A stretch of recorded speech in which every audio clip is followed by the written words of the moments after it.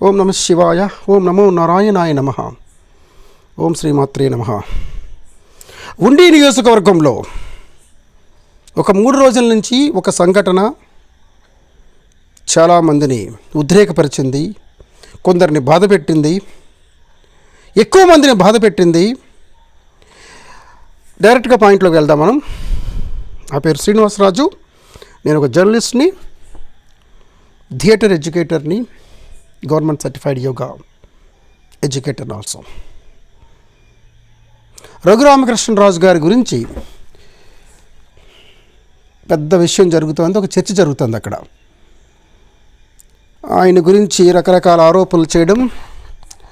మనం ఒక గ్రామాన్ని యూనిట్గా తీసుకోకుండా మొత్తం సమాజాన్ని చూద్దాం అనుకున్నప్పుడు, మొత్తం ఆంధ్రప్రదేశ్ రాష్ట్రాన్ని చూడాలనుకున్నప్పుడు డైరెక్ట్గా పాయింట్లోకి వెళ్తే కనుక ఆయనకి ఇప్పుడు కాదండి, 2 సంవత్సరాల క్రితమే అన్యాయం జరిగింది. నరసాపురం పార్లమెంట్ నియోజకవర్గంలో ఆయన ఎంపీగా నుంచోవాలి, సెంట్రల్ మినిస్టర్ కావాలి. కొండ అద్దమందు కొంచెమై ఉండదా అన్నట్టు సారపు ధర్మము విమల సత్యము పాపము చేత బొంకుచే భారము పొందలేక చెడబారినదైన వ్యవస్థ దక్షులెవ్వారలుపేక్ష చేసిరది ఓరల చీటగు గాని ధర్మనిస్తారకమయ్యు సత్య శుభదాయకమయ్యును దైవముండెడన్ అన్నాడండి మహాకవి తిక్కన. ఆయన 5 సంవత్సరాలు చేసిన పోరాటం, శ్రీమన్నారాయణ గురించి, వెంకటేశ్వర స్వామి గురించి మొదటిసారి గలం విప్పారు ఆయన.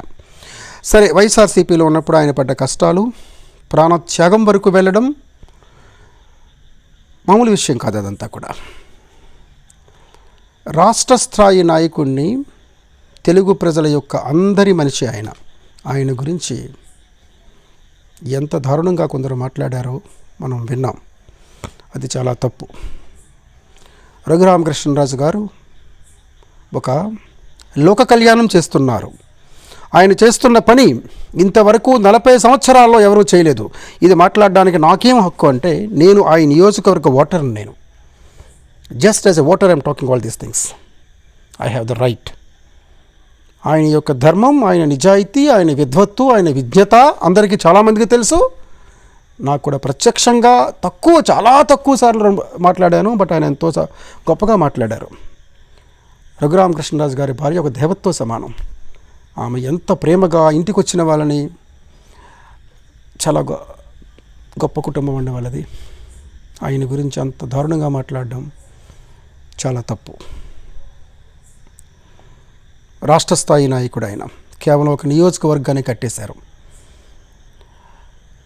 మనం హైదరాబాద్లో కానీ, బెంగళూరులో కానీ మీరు ఎక్కడైనా వెళుతుంటే దారిలో ఎక్కడైనా ఒక మసీదు ఉన్నా, ఒక చర్చ్ ఉన్నా, ఒక గుడి ఉన్నా, అది దారికి అడ్డంగా ఉంటే కనుక అది ఉండాలా? శాశ్వతంగా ఉండాలా? భగవంతుడు మనిషి మేలే కోరుకుంటాడు తప్పితే మనిషి యొక్క వినాశనాన్ని కోరుకోరు కదా. అటువంటప్పుడు కాలువ పక్కన ఉన్నటువంటి ఎన్నో 2 సంవత్సరాల నుంచి కూడా అక్రమంగా ఆక్రమించుకున్నటువంటి కొన్ని కాలువ బాగు కోసం వెనకాల ఉన్నటువంటి మంచినీళ్ళు వచ్చే కాలువలో కూడా చెత్తా చెదారం పడేయడం, రకరకాలుగా ఇంట్లో వాడకాలని దాంట్లో వెళ్ళిపోవడం, అటువంటి విషయాన్ని ఆయన ప్రశ్నించి ఒక నియోజకవర్గంలో ఎమ్మెల్యేగా అయిన తర్వాత ఎవరూ చేయలేని నా గొప్ప పనులు చేస్తామంటే అది లోక కళ్యాణం కాదా అండి?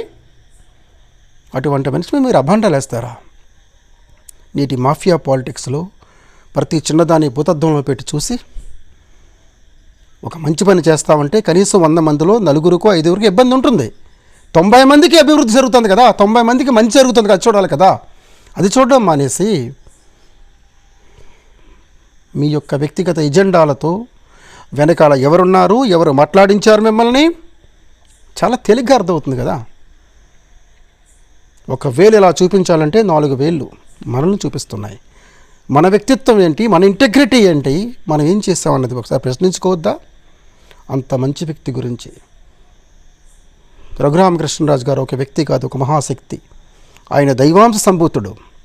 ఉప్పు కప్పు రంబు నొక్క పోలిక నుండు చూడ చూడ రుచుల జాడ వేరు పురుషులందు పుణ్య పురుషులు వేరయ్యా అన్నారు కదా.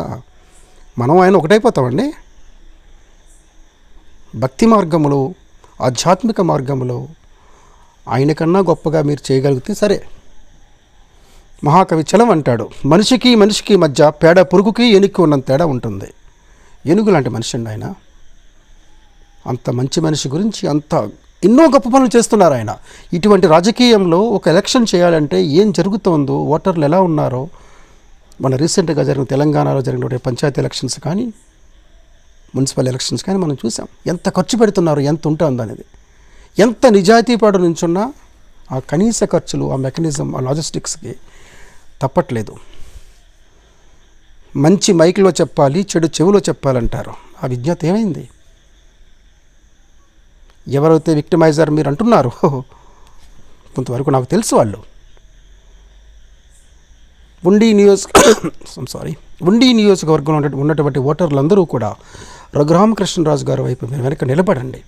అటువంటి ఒక ఎమ్మెల్యే కావాలని ఆంధ్రప్రదేశ్లో ఉన్న 175 నియోజకవర్గాలు కోరుకుంటున్నాయి. అంత గొప్పగా చేస్తున్నారు ఆయన. కాలువల్లో గుర్రపటక తొలగించడం కానీ, ఒక పని చేయాలంటే ఒక ధైర్యం ఉండాలండి. పైడి తెరేష్ బాబు అంటాడు ఒక చోట, మాట మాకు కొత్త కాదు, మీరు పలకల బావుల్లో బలపాల కప్పలైనప్పుడు మేం నెల తల్లి గుండెల మీద పైరు పజ్జాలమయ్యాము. మీరు కర్మాగారపు నిన్నొసట, మీరు విజ్ఞానపు సముద్రాల్లో కైతప్పడవలైనప్పుడు మేం కర్మాగారపు నిన్నొసట లోహలిపులమయ్యాము అన్నాడు పైడి తెరేష్ బాబు. అట్లాగే పేద ప్రజల కోసం, దళితుల కోసం అందరూ సమానమండి. ఆయనకి అందరినీ సమానంగా చూస్తున్నారు. ఆయన ఏంటో, ఆయన నిజాయితీ ఏంటో, ఆయన ధర్మం ఏంటో ప్రజలు గ్రహించారు, ఆశీర్వదిస్తున్నారు ఆయన్ని. అందుచేత ప్రజలందరూ ఆయన వెనక నిలబడండి. ఆల్రెడీ అన్యాయం జరిగింది. 5 సంవత్సరాలు గొడ్డు చాకరీ చేయించుకొని ప్రాణం మీద తెగించుకుని ఆయన ప్రాణం పోయే పరిస్థితులకు వెళ్ళి ఆయన ఆ రోజు చనిపోవాలి. ఆయన అరెస్ట్ అయిన రోజునే, పుట్టిన రోజురా అరెస్టు చేసి తీసుకువెళ్ళి జైల్లో పెట్టి ఏదో చేయాలని ప్రయత్నించి ఆయన దేవుడి దయవల్ల బయటపడ్డారు. ఆయన తెలుగుదేశం పార్టీ కోసం ప్రాణత్యాగం వరకు వెళ్ళిన మహా వ్యక్తి రఘురామకృష్ణరాజు గారు. ఈవెన్ వైఎస్ఆర్సీపీ జగన్మోహన్ రెడ్డి గారు కూడా ఆయన మీద ఉన్నటువంటి వైఖరిని మీరు మార్చుకోండి. ఒక మనిషి మీద అంత ద్వేషం అవసరం లేదు. మహా వ్యక్తి, మంచి వ్యక్తి రఘురామకృష్ణరాజు గారికి అందరం కూడా సపోర్ట్ చేద్దాం. Thank you. జై శ్రీ